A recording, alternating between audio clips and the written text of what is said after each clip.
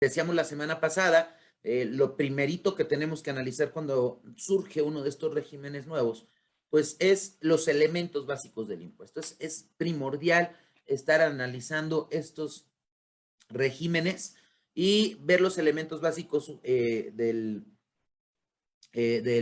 régimen.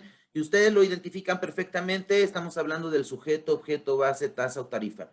En el caso del sujeto, la semana pasada estábamos comentando que a diferencia de otros años, este régimen contempla una gama más amplia de contribuyentes y además creo que el monto de los ingresos pudieran ser muy interesante. Estamos hablando de que a diferencia de otras actividades, hablando de personas físicas, están contemplando a una cantidad mayor de capítulos de la ley del impuesto sobre la renta y de secciones en su caso.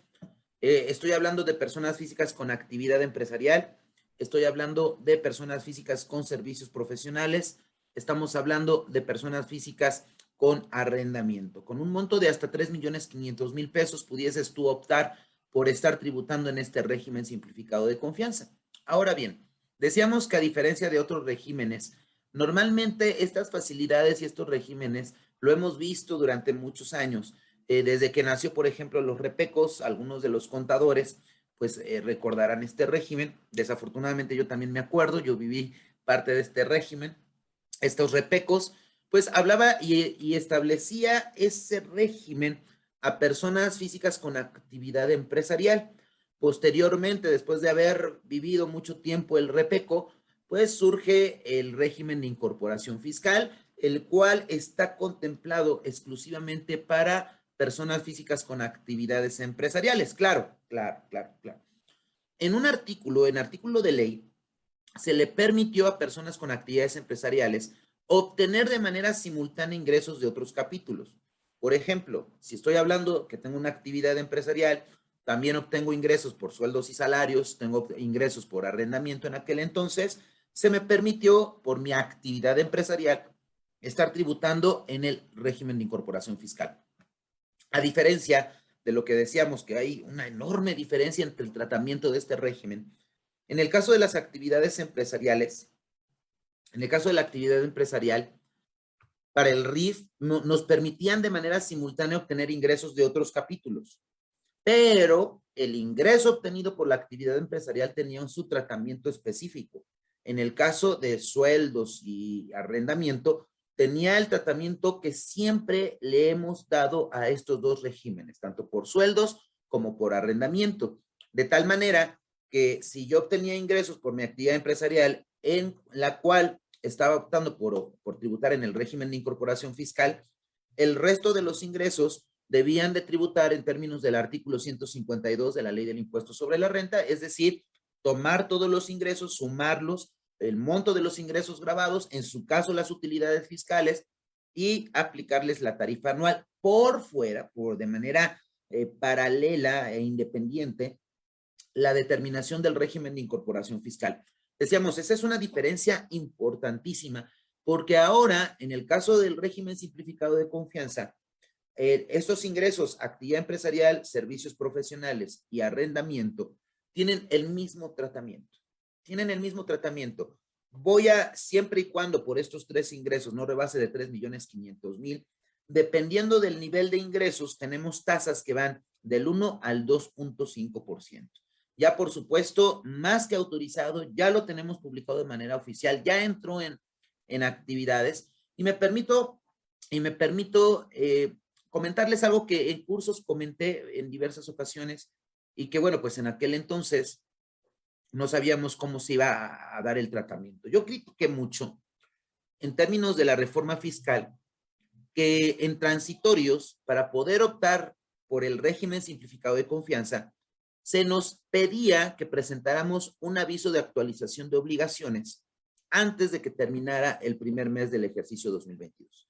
Antes de que terminara enero del 2022, tendría que haber presentado un aviso de actualización de obligaciones cuando quisiera yo optar por tributar en el régimen de incorporación fiscal. Es un artículo transitorio, me parece, diría yo, adecuado para aquellos a los que les gustó el régimen de incorporación fiscal, pudiesen optar por seguir tributando durante el tiempo de vigencia de este régimen, siempre y cuando presentáramos un aviso de actualización de obligaciones. Ahora bien, lo critiqué muchísimo porque yo decía, si estoy en actividad empresarial, estoy tributando en el régimen de incorporación fiscal, ¿qué aviso de actualización de obligaciones tendría que haber presentado? Se me hacía absurdo.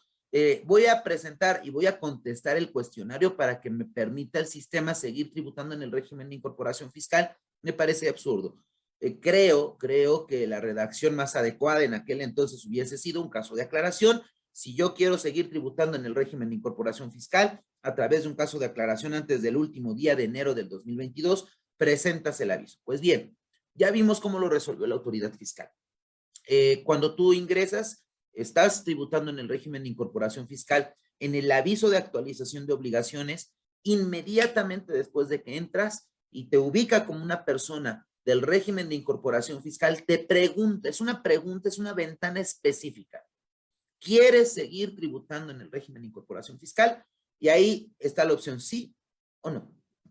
Entonces, derivado, por supuesto, de la reforma para el ejercicio 2022, de la creación de este régimen simplificado de confianza, del régimen de incorporación fiscal que todavía va a poder algunos contribuyentes que opten por este esquema seguir tributando en este régimen. Y ya les decía que a través de un cuestionario, una pregunta, una simple pregunta en el aviso de actualización de obligaciones, ya no es como yo lo pensaba en aquel entonces.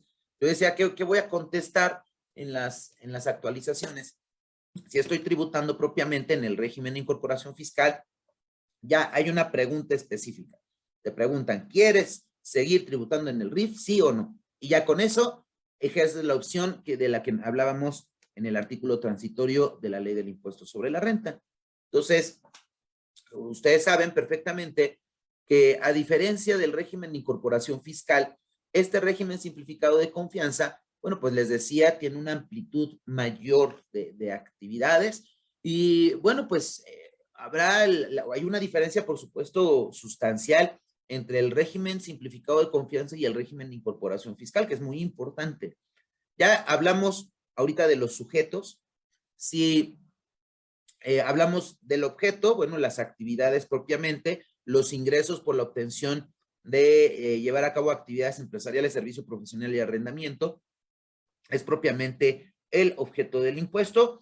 El momento en que se causan los impuestos, como lo hemos hecho en el caso de personas físicas como regla general, es que en el momento en el que lleves a cabo estas tres actividades, actividad por servicios profesionales, en el caso de actividad empresarial y por arrendamiento, el momento en que se hace objeto el monto del ingreso es cuando está efectivamente